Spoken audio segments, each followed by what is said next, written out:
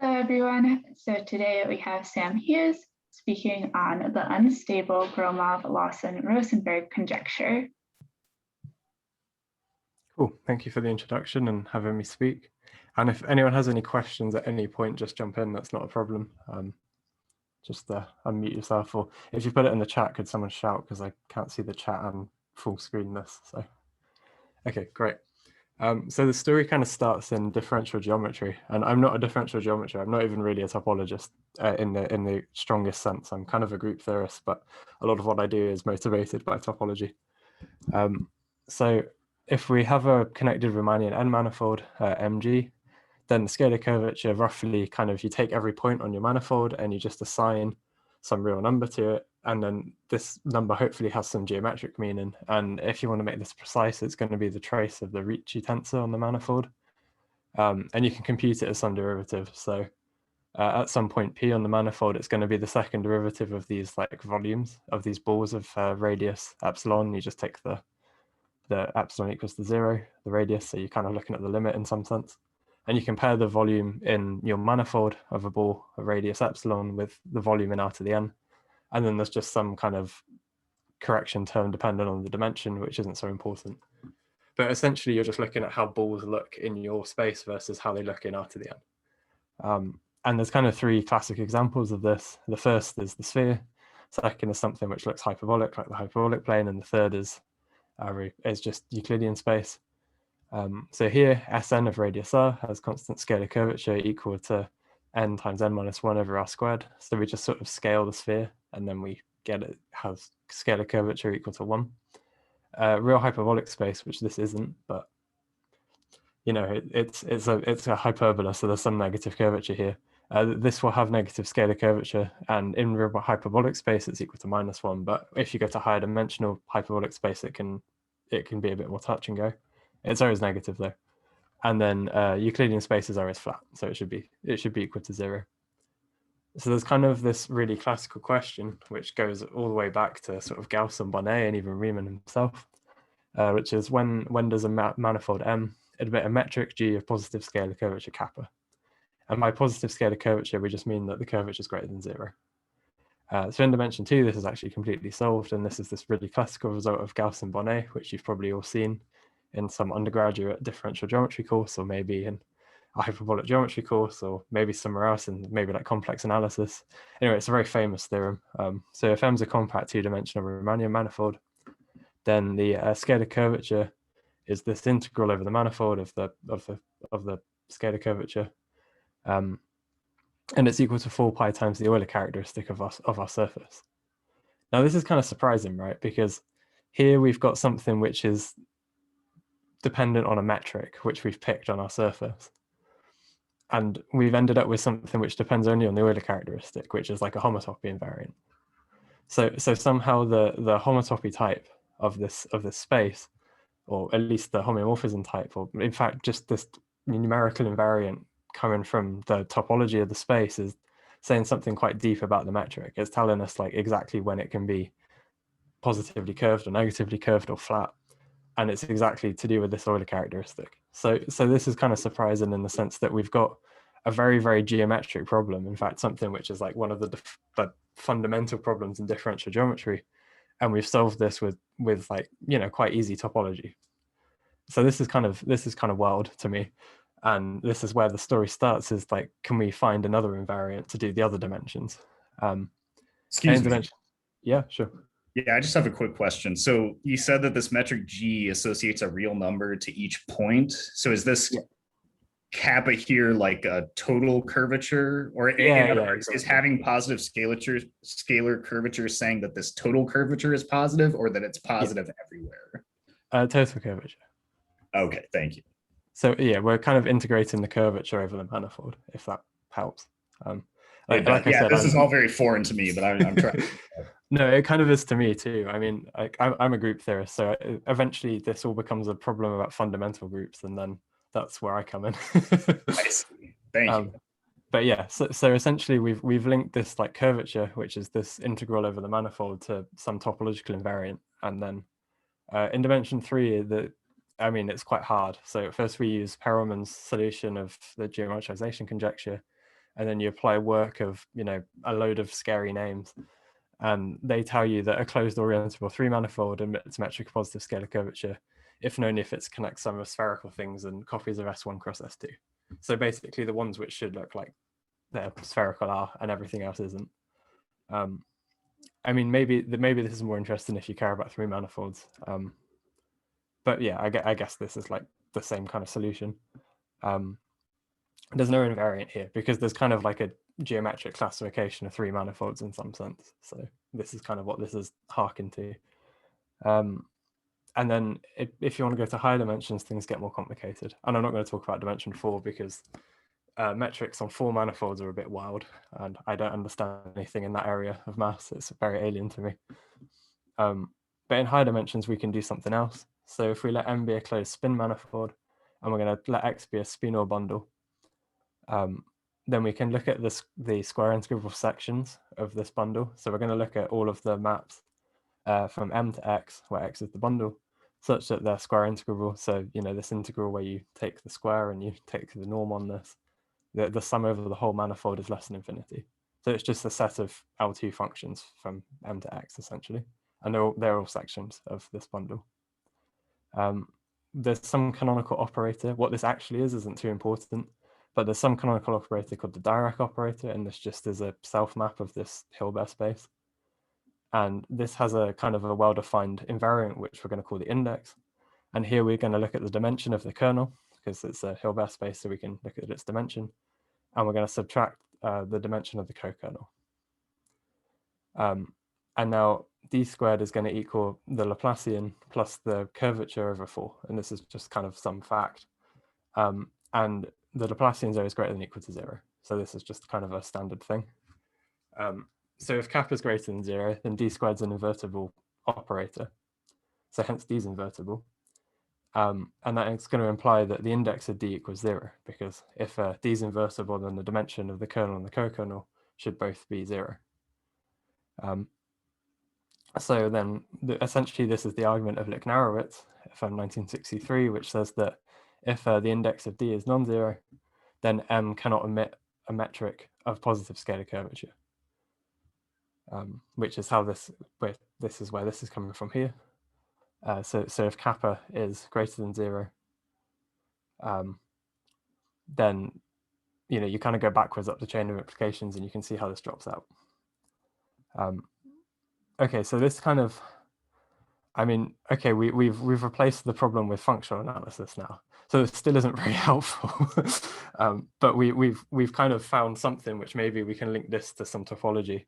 And then this is the Atiyah-Singer index theorem, which maybe you've all heard of, even if you've not seen it stated before, which says that if M's a closed spin 4K manifold, then the index of this Dirac operator equals the A hat genus of the manifold. And here, this is kind of like, you build this by looking at the cohomology of the manifold, and you take the Pointryagin classes, and you build some polynomial, and then you evaluate this polynomial somehow. And this gives you this thing called the A hat genus. And this, admittedly, this is a lot more complicated to compute than the Euler characteristic.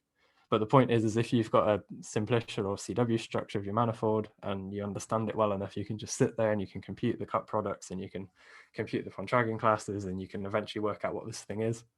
And then you can check to see if it can admit a metric of positive scalar curvature. So we're back in the realm of topology, which is really nice. So this only works for 4K manifolds, but it completely solves the problem in those dimensions. I'm not sure where the index actually comes from, the dimension bound. So I probably should have found this out by now. I've been giving this talk for quite a while, but here we are. So the story kind of carries on because we've now found a topological invariant that tells us that whenever we want to check these metrics, we actually just have to go compute something about the cohomology. And sure, it's a bit more difficult, but we can do it. So that's nice. If we want to say anything about other dimensions, things get a bit more tricky. So Rosenberg in 1983 proved this really, really awful theorem statement. But it's actually a very powerful theorem. So if M's a closed spin N manifold and G's a discrete group, and then U from M to BG is some continuous map. If M emits a metric of positive scalar curvature, then this map, or rather something called alpha MU, which is going to be something to do with spin cobordism and lies in some K-theory of the group, of the C-star algebra of the group, which I'll explain why all these objects show up. If this is 0, then, or rather this will be 0. So we've got an obstruction, but we don't know the other direction. So what we can do is we take our manifold and we have a group and we look at this.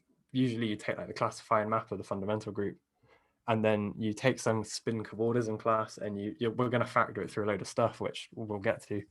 And if this class, which is essentially just a generalized cohomology theory at the end of the day, if this class is 0, then we're happy. But we don't know that if the class is 0, then there is a metric. We can't go the other way. So here, this alpha mu is the spin cobordism of the fundamental classifying space of the fundamental group, and this is the real K-theory of the group C-star algebra. And we call this the index of the Dirac operator. So this is kind of an analogy with what we were doing before. All right, so why does all of this stuff show up? Okay, so alpha is this composition. So first of all, we're going to look at, we start a life in spin cobordism. We're going to pass through to connective K-theory of the fundamental group, and then we're going to pass to real K-theory of the fundamental group, and then eventually we're going to pass through the Bauncon assembly map, which takes us into the group C-star algebra. And the idea basically is before we were looking at this Hilbert space, this is kind of like a natural Hilbert space for a group. You have like a canonical representation on this space. So this is why you want to look at the C-star algebra. The K-theory just happens to be that you have this natural map, so it's something you can check. And the rest of it is more of a mystery, but I'm sure there's some very, very nice topology going on there. So I will first tell you what connective K-theory is, because maybe you know what real K-theory is. If you don't, it's like complex K-theory, but it's aperiodic and it's slightly worse. Other than that, it's just the same thing. You're classifying real vector bundles over your manifold. So this is kind of where the K-theory comes up, because again, we took spinor bundles before, so we want to just look at the same kind of thing. But now maybe we want G-equivariant bundles, which is why we're looking at this K group here. All right, so connective K-theory. If we think about ordinary K-theory, then it's coefficients, or it's the K-theory of the point is just this ring where you have x has degree 2, and it's just z x inverse, because it's a z in every even dimension. The connective K-theory of the point, roughly, we just truncate. So everything below 0, we just cut off. And so now it's just z of x, where x is degree 2, and everything in the negative degrees is just 0. You can set this up formally as spectra and with connective covers. I don't want to do that because then I have to talk about spectra, and there's not enough time for that. That's a talk in of itself. But we can do the same thing with the real K-theory. So here we just truncate on negative degrees and we set everything. So we set them to 0 and we have the real K-theory here. Okay, so we kind of can imagine that there's a map then, which is given by including this ring into this ring, and that's where this map's coming from. So it's just an induced map on these K-theories. And also I've kind of said K-theory when I'm talking about K-homology. It's just the dual theory. There's a way to set it up. Don't worry about it for the purposes of this talk. But just when we're doing fundamental groups and equivariant stuff, we like to work with homology for some reason. Okay, so I'm not going to talk about this map here, but this map I can explain in some detail. But we're going to have to figure out not so much what this object is, but kind of, or even really what these cohomology theories are, but like why they're there. That's the important thing. So first of all, we're going to go way back to the start and look at GCW complexes. So a GCW complex is going to be a G space X, so just a space with a G action. We're going to have a filtration by cells in the same way that a CW complex does. And each xn, so here this will be xn, it's going to be obtained from xn minus 1 via a G push out of the following form. So here we're going to glue on a G orbit, or a G orbit with stabilizers of spheres, and we're going to start with that. We're going to find some map into xn minus 1. So we just find some spheres in xn minus 1, a whole G orbit of them, up to picking a stabilizer, and we're going to fill them in with disks. And then the push out will give us the new space. So if you ignore the kind of the cosets here, this looks exactly like what you do when you build a CW complex. However, now because we're taking G orbits of stuff, all we're going to kind of end up doing is when one of these HI are non-trivial, we end up with a subgroup fixing that cell. And each conjugate will fix one of the orbits of the cell. So you kind of you can kind of see where these are coming from. So really what you've actually built when you do all of this is you've taken a big CW complex, like the universal cover of a space, and you've got some action of the group permuting the cells.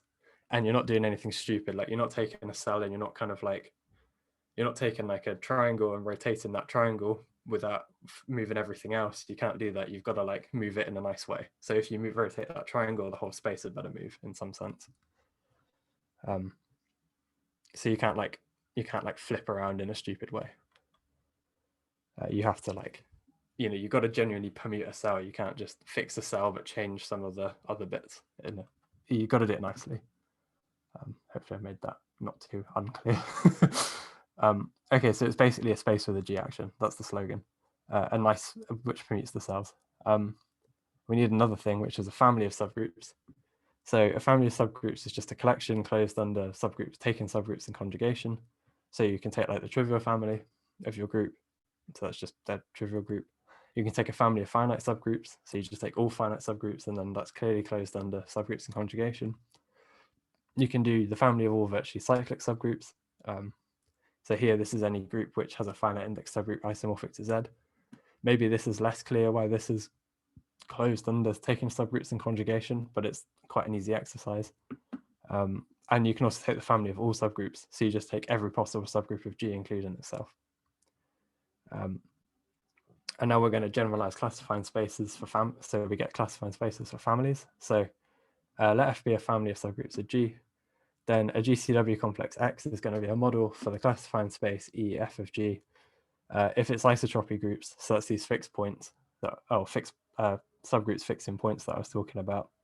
If they're in this family F, and for each H and F, the fixed point set X to the H, so this is just the stuff that H is fixing, is contractible. So if you think about the trivial family, so this is what the space you're building here is actually just going to be EG, the space you think of for a discrete group. And the whole space is contractible, and only the trivial group fixes it because you should have a free action because it's the classifying space for free actions. And yeah, this is this remark here that for a discrete group G, we have the trivial, E trivial G is just EG. Okay, so this has a nice universal property. So for any GCW complex Y, whose isotropy groups belong to F, then up to G homotopy, there's exactly one G map Y to EFG. And at this point, you're probably going, okay, you haven't told me what a G homotopy is, you haven't told me what a G map is, and this is fine. It's just a homotopy that's G equivariant. So you can just think of it's the correct version of a homotopy for G spaces, and this is just a G equivariant map. So it's the correct version of a map for G spaces as well. So this looks like the universal property for BG in some sense. So this is good, and it follows then that there's a unique map up to G homotopy because we can go from EG to say E fin G to say E virtually cyclic G. Maybe there's some other family here which includes the virtually cyclic groups. We can map into that, and eventually we get to E all G, which is the point. So this is a unique map. No matter how many different families you factor it through, this is always going to be unique up to G homotopy. And this is going to be where this other map comes from. So also just a notation, E fin G I'm going to note by E underbar G, and E underbar G over G I'm going to denote by B underbar G. Don't worry about these properties, I'll come back to them. Okay, so if we go back code to here first, what's going to happen is we've got a map from BG to this C star R G R, whatever that is. And the idea basically is that you look at this composite map, and you maybe start say at E fin G and you project it here, and then you take cohomology, because this will give us a map on cohomology, or on K theory rather, K homology, sorry. So we get a map on homology from E fin G to E all G, which basically is giving us a map from this thing to the point. And we're hoping that we can kind of grab some information about the family of subgroups and maybe like reassemble all of this data. So we kind of like if we've got a finite group stabilizing a point, we want to like look at the K theory of this finite group on that point, and maybe like a sheaf, if you've seen them before, local coefficients, we're going to kind of build up a load of groups over the space. And then when we project down, we're kind of, that gives us a map. And we're hoping that we can reassemble like the K theory of G, say, out of the K theory of its finite subgroups. That's basically the idea.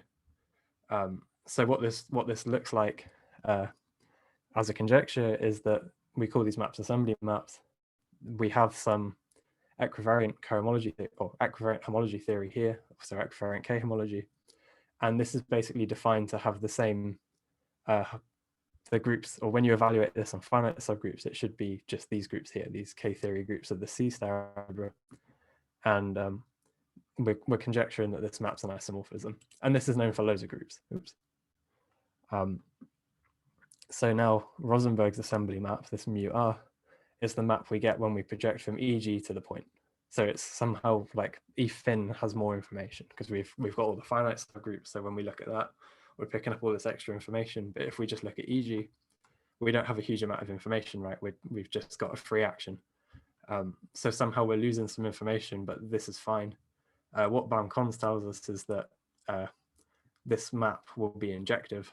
So the map from K, or basically just the ordinary K theory of BG to this thing here, whatever this is going to be an injection. So this is kind of what this map is. We do the same thing, but with real K theory. So we've got this, we're looking at the real K theory of BG, and then we go up here, it's this map induced by this projection. And here we've got some weird cohomology theory on G spaces, which has coefficients in the real K groups of some C-star algebra of a finite group. So that's less important, that last mouthful. The real key point really is that this is just a map induced by a projection from BG to a point. And that's somehow less scary in a way. Okay. Right, now I need these properties. Sorry, my slides are slightly in the wrong order. Okay, so there's two more things to define. First, we say a group has property M if every finite subgroup is contained in a unique maximal finite subgroup, and NM if every maximal finite subgroup is self-normalizing. So these are quite strong properties, but they're satisfied by like many hyperbolic groups with trivial center, or if they act faithfully on the hyperbolic space, for instance. And I'll give more examples at the end of the talk. But basically, they're quite strong properties on the finite subgroups, but they're quite necessary for everything that comes forward. Okay, so conjecture. This is what the title of the talk was maybe alluding to. So we're going to look at a closed spin N manifold for at least at dimension 5. Pi when M is going to be equal to G. And we've got a classifying map from M to BG. So this just induces identity on the fundamental group. Then M admits a metric positive scalar curvature if and only if this invariant vanishes. So the theorem of Rosenberg from earlier told us that if there is a metric of positive scalar curvature, then this thing vanishes, but the other way around, we don't know. So this is much harder in some sense. We know that the obstruction is true, but we don't know the other direction. And the conjecture is that the other direction always holds. So this is how we play the sleight of hand, and we turn this into a conjecture about groups. Because now you look at, you pick your favorite group and you go, okay, does this conjecture hold for all manifolds with that fundamental group? And in that case, then we can say the conjecture holds for G, where G is our favorite group. So there's some results. So it's known for the trivial group, that's due to Stoltz in 1992. It's known when pi when M is finite with periodic cohomology, and this is Bokvinnik, Gilkey, and Stoltz from 1997. So finite groups with periodic cohomology is like cyclic groups, SL2P for P prime, and generalized quaternion groups. So not a lot. There's a huge amount of finite groups this isn't known for. So this is maybe a good thing to get into if you've like proven theorems, and this conjecture is pretty well known. So it's kind of, it's worth even trying to prove this for finite groups because it's just, there's so little results on it. It's known if G, if the fundamental group is torsion-free, discrete, and the dimension of the classifying space is less than or equal to 9. That's due to Joachim and Schick in 1992. And we might see a lot of proof of this later. if pi1m is a Fuchsian group, so this is a group acting properly co-compactly on the hyperbolic plane, and that's due to Davis and Pearson in 2003. But then Thomas Schick found a counterexample, which it's this finitely generated abelian group. So this is kind of surprising because we can show it for these like nice hyperbolic things, and we can show it for all these torsion-free groups with this dimension bound, and we know it when we've got periodic cohomology. But then this thing doesn't work, and this is kind of surprising. Oh, it's surprising to me. And this is why these conditions with the normalizers that I was kind of mentioning earlier are going to be important, because here the normalizer of this Z mod 3 is the whole group. So maybe this is kind of, there's something, you need a lot of control over the normalizers of your finite subgroups, potentially. That's my sort of meta conjecture about this conjecture anyway, is that it might be true in some cases, but you got to get some control. Okay, so maybe we want to try and generalize this result here. So we go look at their paper and we work out what works and why. And we write down some conditions, and we find that if gamma is a group satisfying M and M Bancon conjecture, and all the maximal finite subgroups have periodic cohomology, so this looks a bit like this thing here and maybe this thing here. If B under bar G is finite, and this map from the real connective K theory of B under bar gamma to the real connective K theory of, or the real K theory, sorry, of B under bar gamma is an isomorphism for all n greater than or equal to 6 and injective for n equals 5, then gamma is going to satisfy the conjecture. All right, so okay, I don't know how you check this yet. Maybe we can find a way to do it. But maybe we should look at where this proposition is coming from.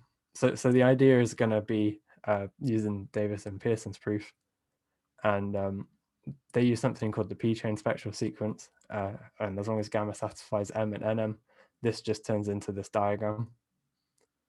And now this is the bit of the talk where I do a diagram chase, which is usually best done in private, but actually this is quite straightforward. So if I label these maps, so the maps going down are going to be A, B, C, and D.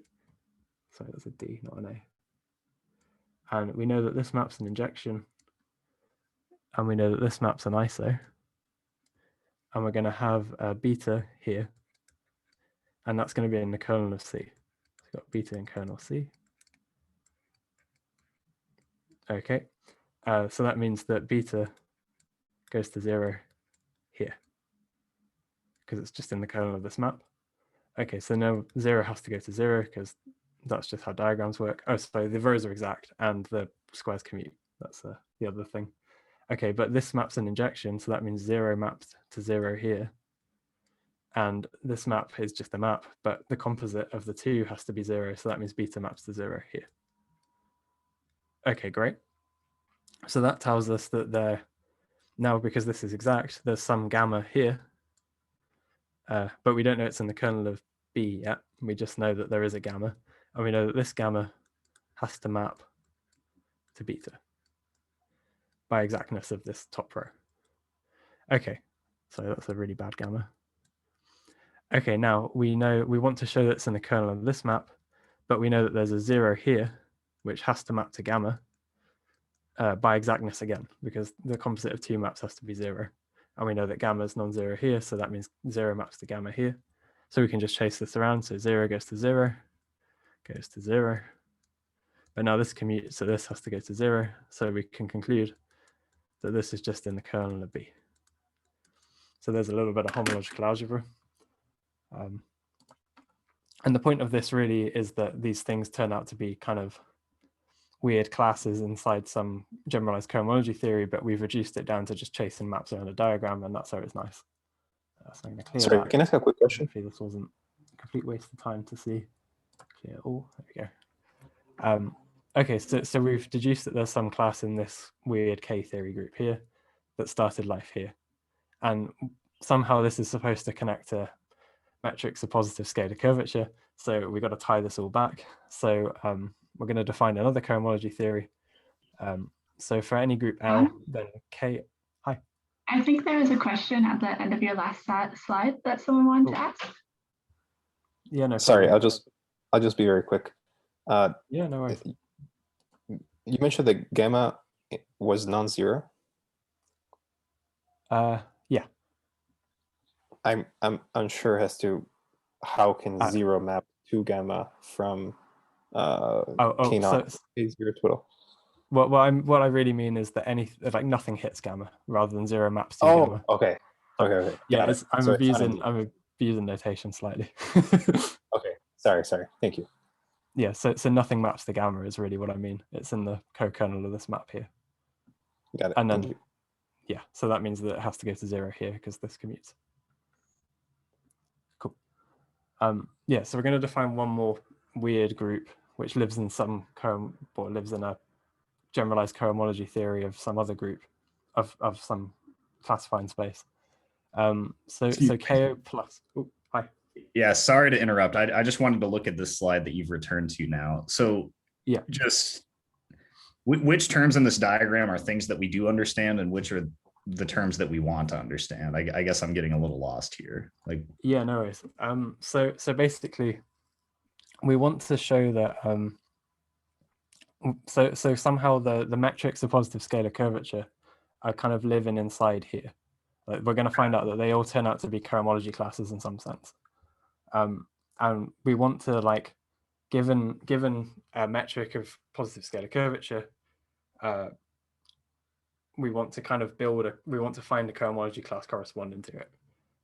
That when we go all the way back to, sorry, get rid of these diagrams again.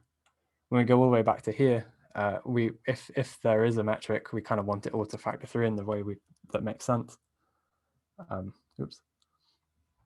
So basically, we're kind of start here. We're going to pull all the way back, and we're going to try and show that there's some class inside this thing that corresponds to that metric.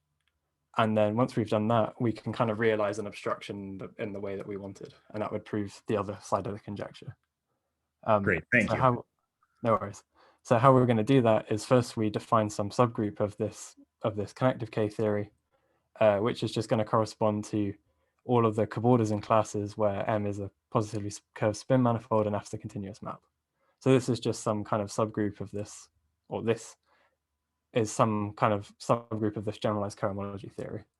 And then what's really good is that Bock, Vinnick, Gilkey, and Stoltz prove that for a finite group of odd order with periodic cohomology, that this thing is exactly equal to the kernel of this composite here, or this composite here, I guess, this one. So in particular, we deduced that this element gamma that we started with, so we started with our class here, and we've pulled it back to here. And we know that it's actually corresponding to something to do with a metric of positive scalar curvature. And then a result of Stoltz tells us that this actually all along was just something to do with metrics of positive scalar curvature. And then you have this isomorphism between the cobordism and the thing and this real K group. So if we go back to our picture or our long sequence of maps, we started with something here. We've gone back through Bam-Kong because it's injective to here. We kind of understand this thing. We've shown that we can pull it all the way back to here through this composite. And then Stoltz is telling us we can actually pull it back to here. So we've realized the obstruction as some manifold. And this is probably the most technical part of the talk. So if this just went whoosh, don't worry. Okay, so then if we go back to Yocham and Schick, they proved if pi1m is torsion-free discrete and the dimension of BG is less than or equal to 9, then this conjecture holds. And this proof is actually really nice and it's quite straightforward. So they do it in terms of spectra, but we can do it in terms of the Atiyah-Herzberg spectral sequence. And basically all we have to do is show that if X is a finite CW complex of dimension at most 9, then P from KON of X to big KON is an isomorphism for all n greater than or equal to 6 and an injection for n equals 5. Okay, so first of all, if we look at the cohomology, or the homology rather, of this space, then we can just put the coefficients for the point in, and this converges. So if you haven't seen spectral sequences before, these are a magic tool which turn one cohomology theory into another one. And in particular here, we're going to start with the homology of X with coefficients in connective K theory, and they're going to of the point, and it's going to converge to the connective K theory of X. And here we're going to start with coefficients of X in the real K theory of point, and it's going to converge to the real K theory of X. And this projection, or this map, induces a map of Vertier-Herzberg spectral sequences. So we have a map between every single group EPQ and FPQ, and this too can also vary over some n. So we basically just have we have a load of maps of a big grid of groups, and everything commutes in the way that you would hope it to. And we can actually write down what this looks like. So here's the E2 page for connective K0. So we've got the homology of X along the bottom, and then it goes into Z12 coefficients, Z12 coefficients, 0, Z coefficients. So this is just the connective K theory of a point. And if we look at KO, then we just get a couple of extra groups because we can go negative as well. So really, this is kind of how we represent this data. And maybe this is if you've not seen this before, this probably looks quite intimidating, but actually they're really nice. The Vertier-Herzberg spectral sequence is a really powerful tool, and it's worth at least learning about once. And what's going to happen is we're going to get induced maps going. Originally, they'll go that way because we're taking the homology, and then we take the kind of approximations, and we kind of successfully approximate, and eventually it converges to the actual thing we wanted. And so the first differentials are going to go kind of, can I get a laser? Is this what I want? Yeah, I think this is it. Is it drawing like a glowy line? No, okay. Damn, I'll just draw. Okay, so basically what should happen, this selects. The first differentials are going to kind of be like this, and then they're going to kind of approximate by going up like this, and then eventually, sorry, I'm drawing a mouse. Eventually they'll start doing this kind of thing. So they follow this pattern of like kind of angling up. Okay, so, and also every time we compute a differential, we still get induced maps on the next so-called page. So you take the quotients of these maps and whatever, it all looks nice. So essentially what then happens is we have these differentials. So here's the DT, here's a D3. Between the E2 page and the F2 page, or now it would be the E3 and then the E4 page and so on. And we can do the same thing on the D5. And if I just draw them all together, we get a nice picture. Oops. But the point is we always have a map. And the only thing that can really go wrong with these maps is that if you look on this bottom row here, there could be kind of something coming up. Why doesn't this work? There could be something going from this kind of in this -4 degree all the way up to kind of 0 here. So you could have a map going up like this. Or maybe if you go more negative, there's another map coming up. So this is why that this cannot be injective necessarily, or even an isomorphism between these two things, because here there's nothing down here, right? So if there's some map coming up which hits something, there's only a finite range where it can actually go wrong, because the dimension of this space is at most 9. And that's where this 9 is going to come from. So then what happens is that the differentials in both sequences are given by the same duals of cohomology operations. So we get isomorphisms on for q greater than or equal to 6. And also that should be an n. No, wait, no, it should be a q. And this should be an n. And it's an injection for n equals 5. They converge to the same graded groups. And the difference between these graded groups is just sequences of extension problems. So you just apply the 5 lemma a load of times, and you find that whatever solution you get here, you get the same solution here. So this kind of proves this proposition, which if we go back to the statement, it's just saying that this map is an isomorphism for all n greater than or equal to 6 and an injection for n equals 5.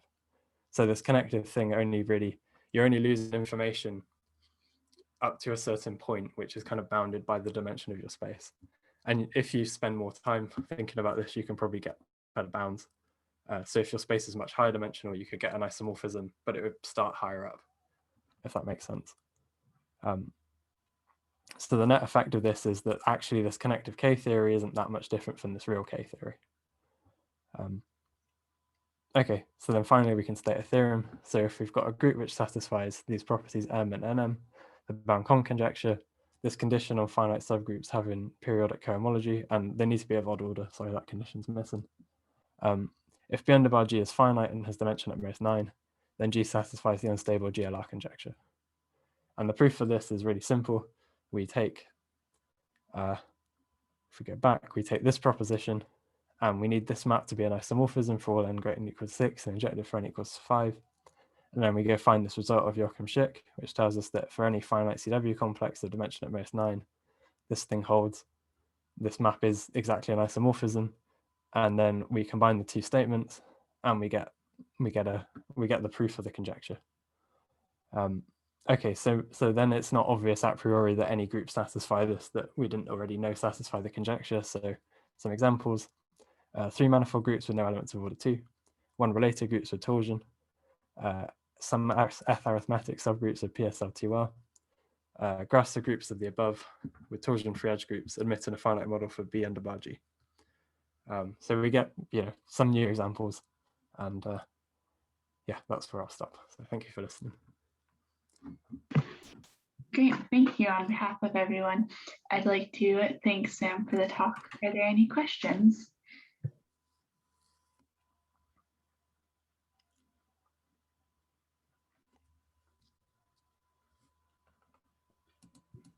So I did have one question.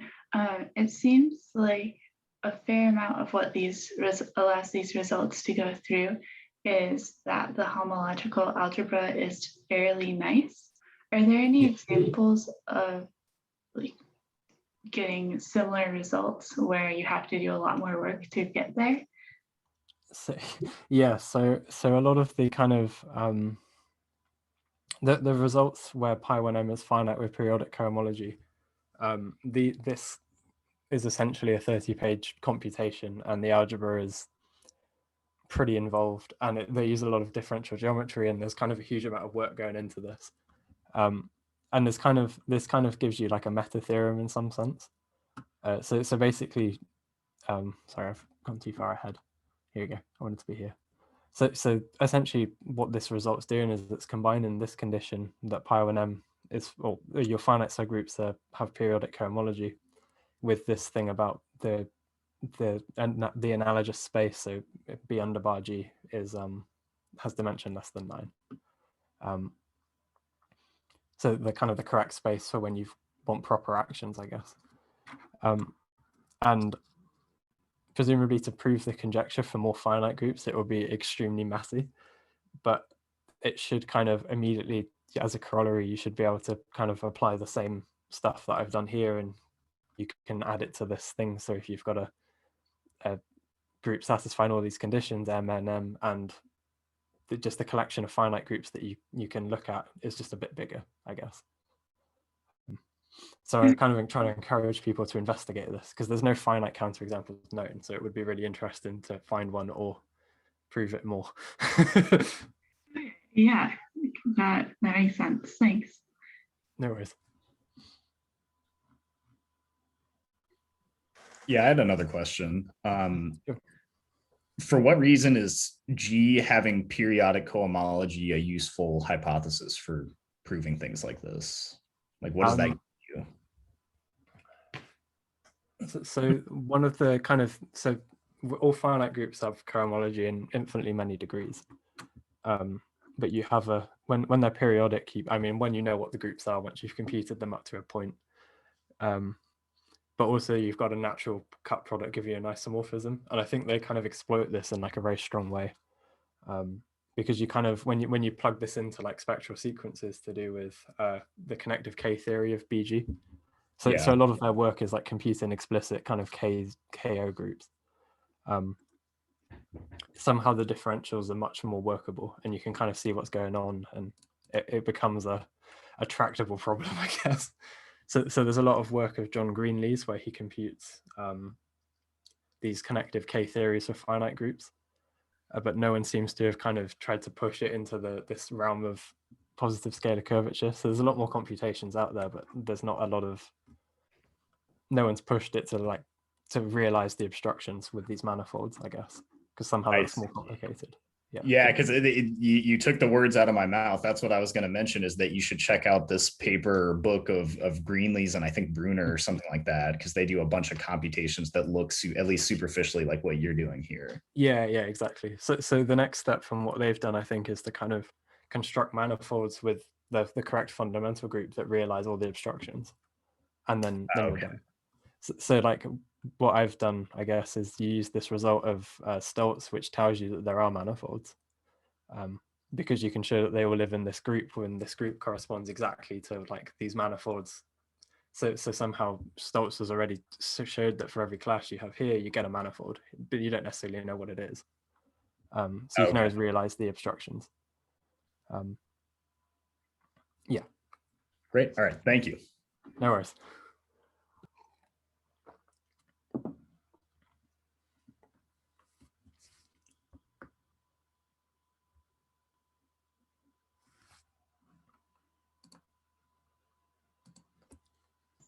Are there any other questions for Sam?